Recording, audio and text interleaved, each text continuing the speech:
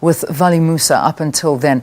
And this is an absolute privilege to have Valli in studio with us, I have to tell you, because we're going to talk about things that perhaps have never been spoken before. Valli, how are you doing? I'm doing very well indeed, you okay? Leanne. I'm sure you're pleased that you don't see me so often on air anymore. Not a chance. Yeah. Look at you, a ravishing man like you. I wish I saw you all the time. This is not the occasion, Leanne. No, okay, we'll behave ourselves today. Valli, how are you feeling? I mean, when you heard the news, you are obviously still in touch with Madiba and the family all the way up. I mean, it's just over a week. You know what? We all expected Madiba to pass at some point in time. We all knew that he wasn't well. And I think many people were actually thinking that perhaps, he needs to be relieved and that we shouldn't hold on to him. But on the day that it happened, the feeling of emotion took me aback, I must say. I didn't think that I would feel as emotional as I did. Yeah. I was surprised at that, because it was expected.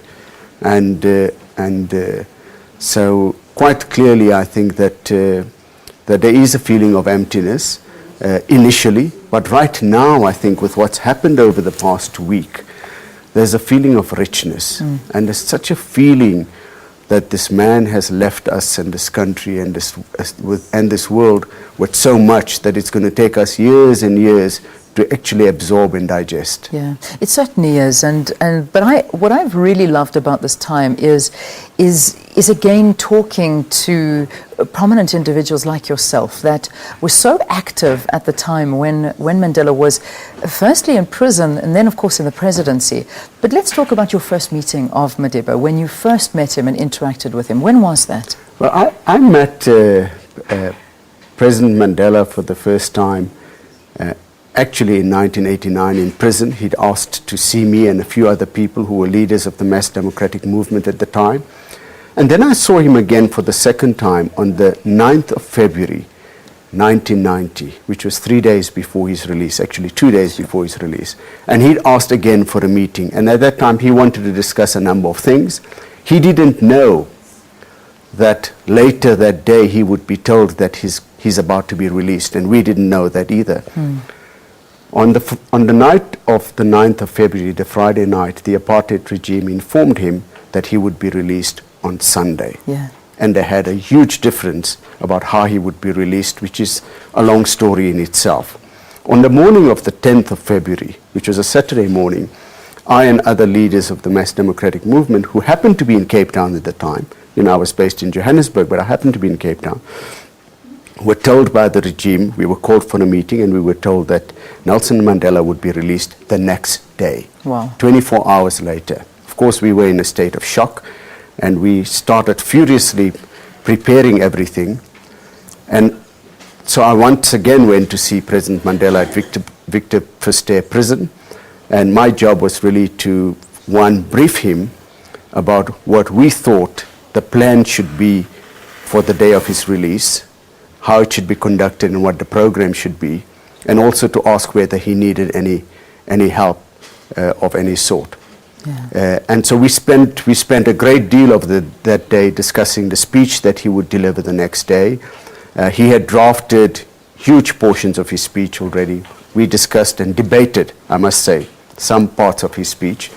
And on that day, it was a very formal approach. There was no niceties. We were already working as if we were colleagues. I went to see him a second time on the same day with the first draft of the speech, and further amendments were made. And then on the morning of his release, I went to see him again with the final draft of his speech, and we had a discussion again. So I had a very intense period of 3 days of interactions with him leading up to his release. And then I was in prison when his wife, Mrs. Winnie Mandela, arrived.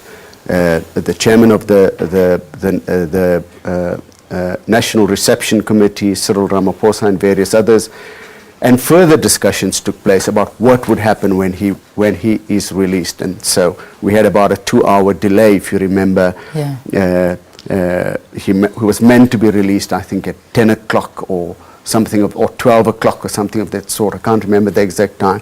But he came out of prison about 2 hours later because, again, there was a discussion and debate about some of the fine-tuning of stuff.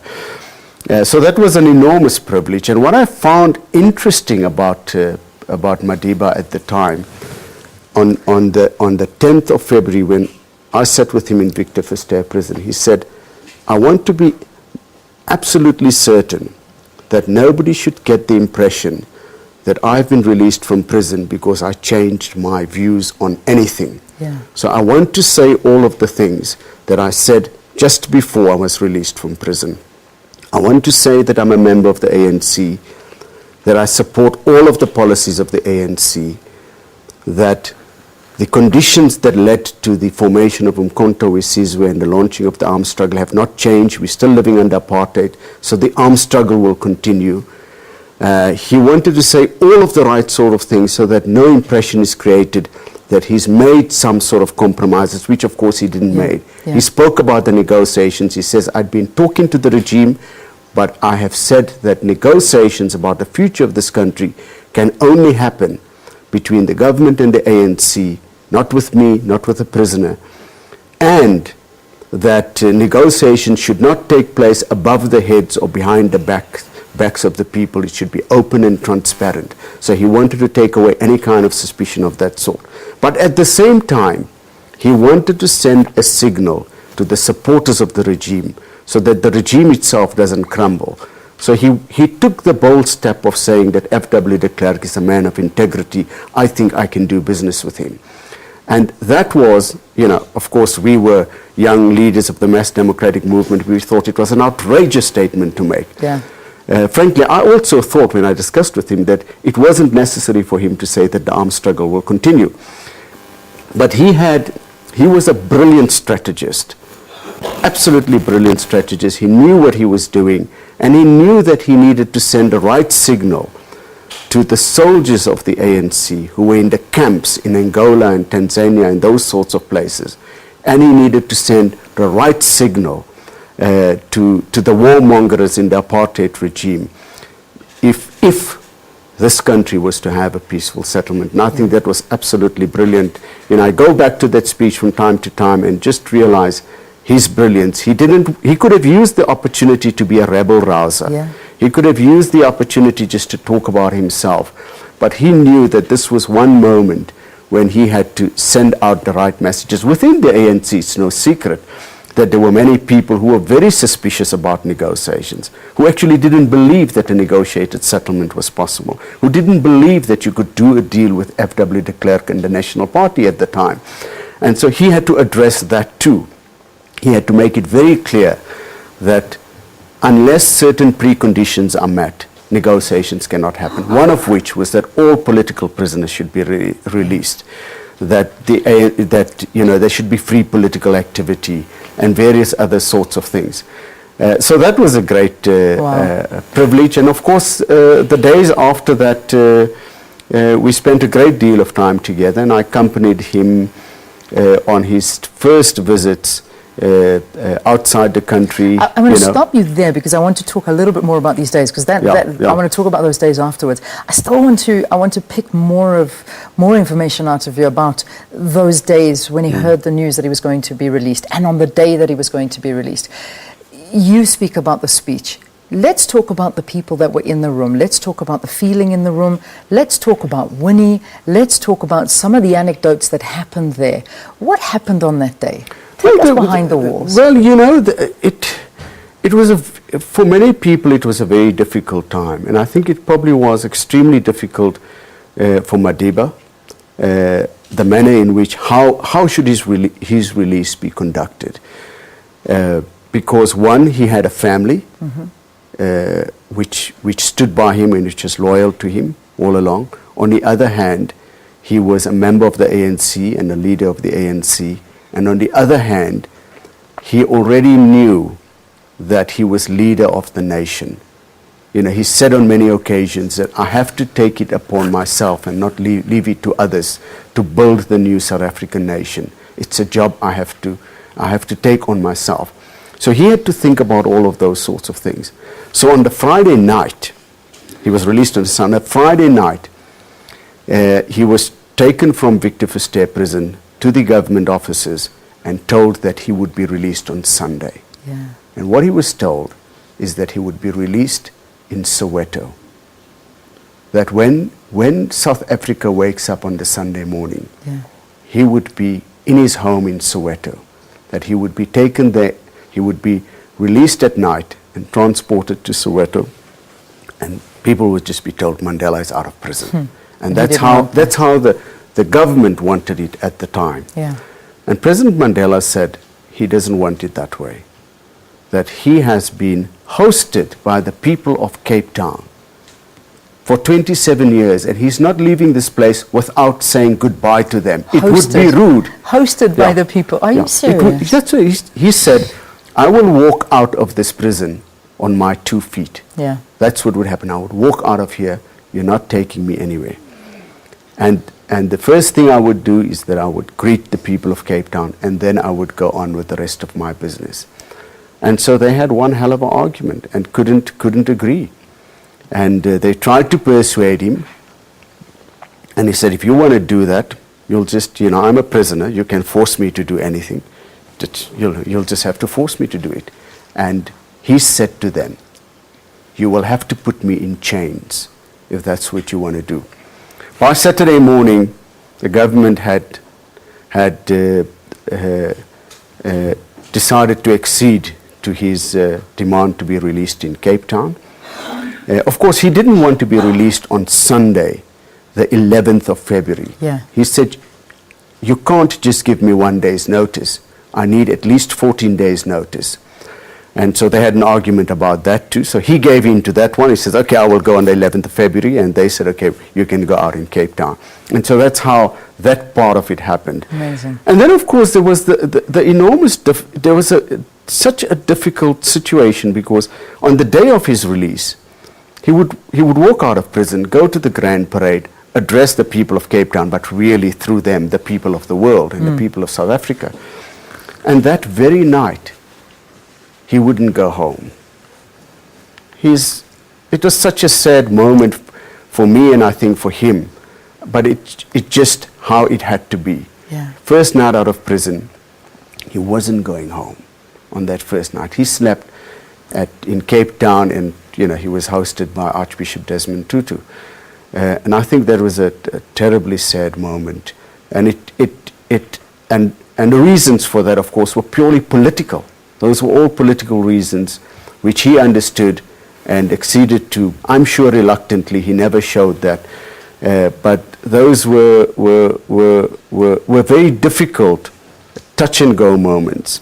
And those of us who were involved in organizing all of this, Trevor Manuel and Cyril and this and that and people in the government who I talked to from time to time about it, who were on the other side at the time, it's just miraculous that it all worked out as smoothly as it did. It was absolutely miraculous. Amazing. Was he nervous at any time? I mean, he comes across as such a towering figure, and I had one of the most incredible evenings I've had in a very, very long time last night. I was at the Nelson Mandela Center of Memory and had the privilege of hosting a discussion between Mac Maharaj and Joel Netshitenzhe. And they were talking about Mandela, but they weren't talking the politics of Mandela. They were talking about the man Mandela. One of the questions was asked, did Mandela have any fears? Because he came across as somebody who was so confident.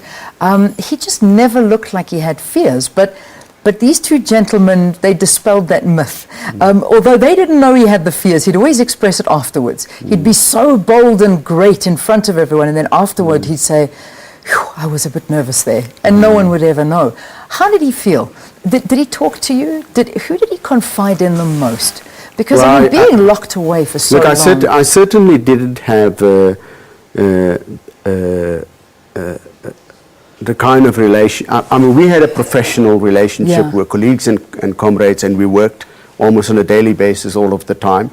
And when we met, it was, it wasn't the Madiba that everybody sees in public. It was a business-like thing. He was fairly straightforward. He was a taskmaster.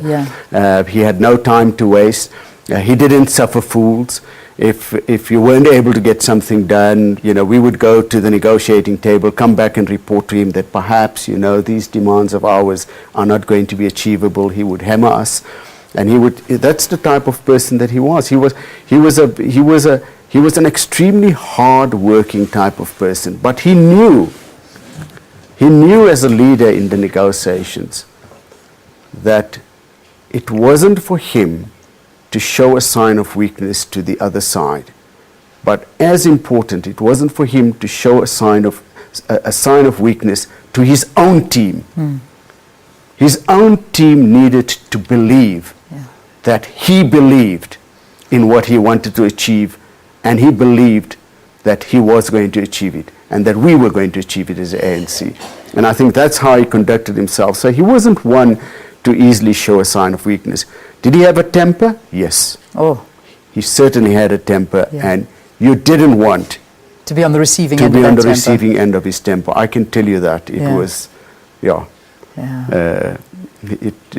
And I think, you know, a lot of people were on the receiving side. All of us who worked with him, you know, from time to time. Absolutely. That would happen as such. Valli, I'm going to keep you here, if you don't mind, because I'd love you to share this moment with me as we watch for the final time your friend and colleague Nelson Mandela, his body being transported to the Union buildings. It left 15 minutes ago. Now you must remember that we don't have access from when it leaves the one military hospital as it does enter at CMAX prison. So let's now go to the Union buildings.